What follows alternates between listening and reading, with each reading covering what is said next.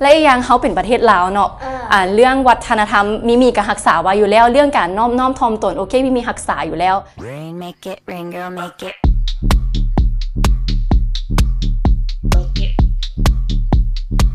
สบายดีท่านผู้ชม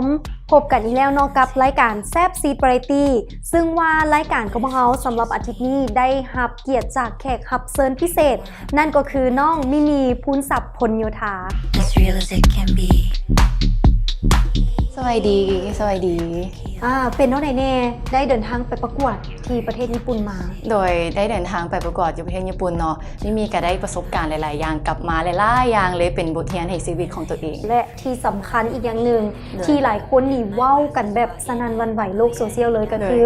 น้องสามารถติดอันดับเนาะก็คือ8คนสุดท้าย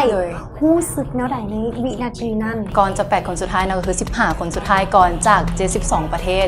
ซึ่งประเทศเขาเป็นประเทศแรกที่หาได้เข้าไปเนาะและอีกอย่างมีเป็นคนแรกเลยที่เข้าไปซึ่งเขาบ่มีแบบเอื้อยเลี้ยงที่จะมาสอนเขาว่าน้องต้องปฏิบัติตัวแบบนี้เวลาอยู่กองประกวดเนาะซึ่งมีพยายามเรียนรู้แล้วก็ฝึกหลายๆอย่างจากหลายๆประเทศที่กระเจ้ามาเก็บตัวเนาะเพราะว่ามันจะมีประเทศไทยหรือประเทศฟิลิปปินส์โคลอมเบียที่กระเจ้าแบบสอนนางงามโดยเฉพาะซึ่งเขาค่อยๆเก็บเกี่ยวจากกระเจ้ามาซึ่งรอบ15คนสุดท้ายตอนกระเจ้าประกาศคำว่าประเทศลาวเนาะดีใจสุดๆแล้วเพราะว่ามันเป็นรอบที่พีคอีหลีสินะแล้วมา8คนสุดท้ายแล้วได้ยินคำว่าลาวอีกครั้งหนึ่งก็เลยแบบดีใจที่ว่าได้เป็นตัวแทนของคนลาวหรือว่าผู้หญิงลาวที่ได้เข้ารอบลึกที่สุดในเวทีระดับโลกแล้วที่สำคัญอีกอย่างหนึ่งในเมื่อเวลาที่เขาเข้าไปแล้วเนาะสังเกตสีหน้าน้องจะรู้สึกแบบ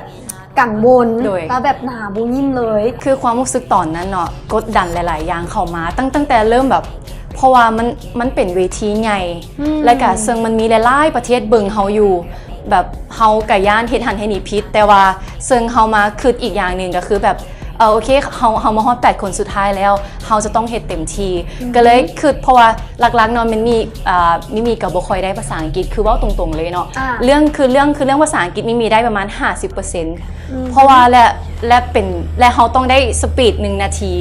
และแบบเจ้าจะเว้าอีหยังก็ได้เกี่ยวกับตัวเองหรือว่าเกี่ยวกับประเทศหรือว่าเกี่ยวกับ Miss International ซึ่งมีกับเว้าได้แค่ครึ่งนึงที่เป็นภาษาอังกฤษและคืออยู่ตลอดเวลาว่าโอเคถึงเขาจะบ่ได้แล้วแต่จะบ่ให้ไม้วางเด็ดขาดก็เลยโอเคค่อยจะว่าภาษาประเทศค่อยออกไป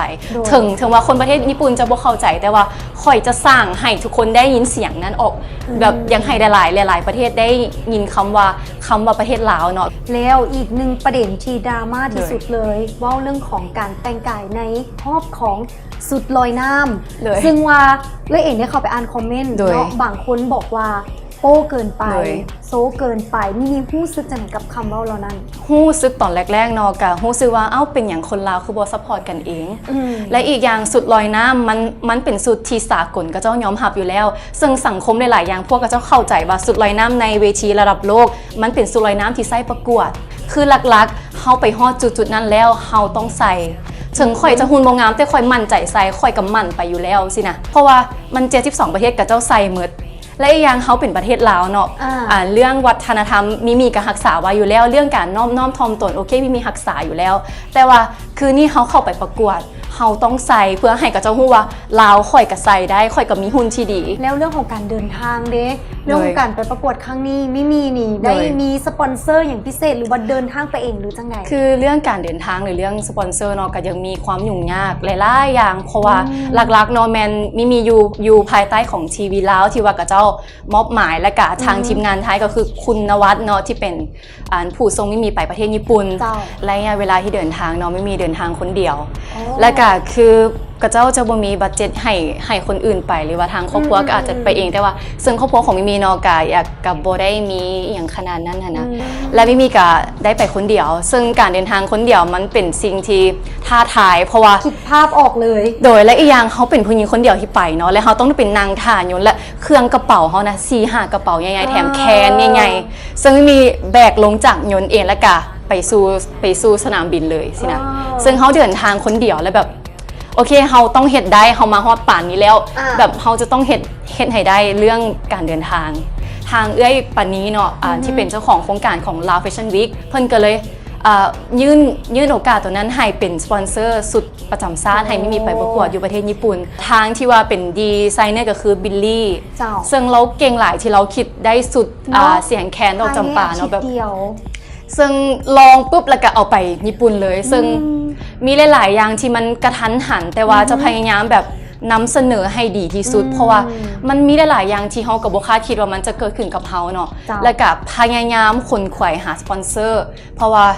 เฮากับมันจ้อเข้ามาแล้วก็ยังแบบกับบ่มีไผซอยเฮาหลายเทื่อแล้วว่าเรื่องของชีวิตหลังจากที่ได้รับตำแหน่ง Miss International เป็นเท่าใดเนี่ยเรื่องชีวิตของมิมีเนาะกะ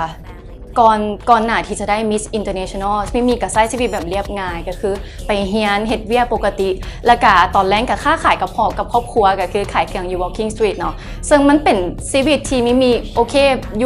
ยู่แบบปกติแล้วก็เป็นคนปกติแต่ว่าหลังจากกลับมาซึ่งคนก็ฮู้จักแล้วก็จื้อเฮาว่าเฮ้ยมิมีติดท็อป8คน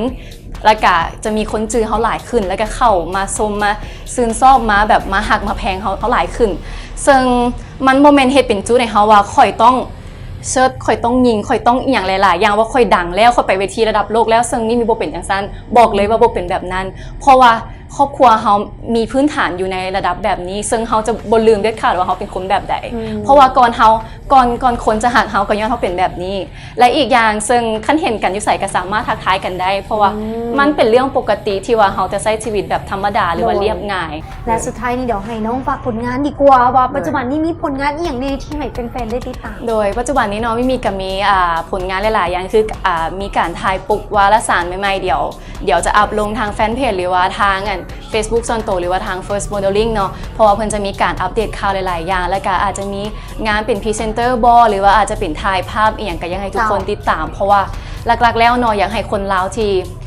เพราะว่าคนลาวก็ยังให้ซัพพอร์ตคนลาวกันเองเนาะเพราะว่าคันเฮาบ่ซัพพอร์ตกันแล้วไผสิมาซัพพอร์ตเฮาเองเนาะและในสุดท้ายนี้ยังมีเป็นกิฟต์วอเชอร์จากทางห้านอาหาร Lighthouse เนาะมอบให้กับน้องมิมีมูลค่า500,000 กีบใจเด้อเนาะและเอาเป็นว่าโอกาสหน้ากลับมาซิมอาหารที่ห้านเพิ่นได้ครับเพราะว่ารสชาติแซ่บบรรยากาศดีเนาะสำหรับมื้อนี้เจ้าพิงและมิมีต้องขอลาท่านผู้ชมไปก่อนพบกันใหม่ในเทปหน้ากับรายการแซ่บซีดวาไรตี้สวัสดี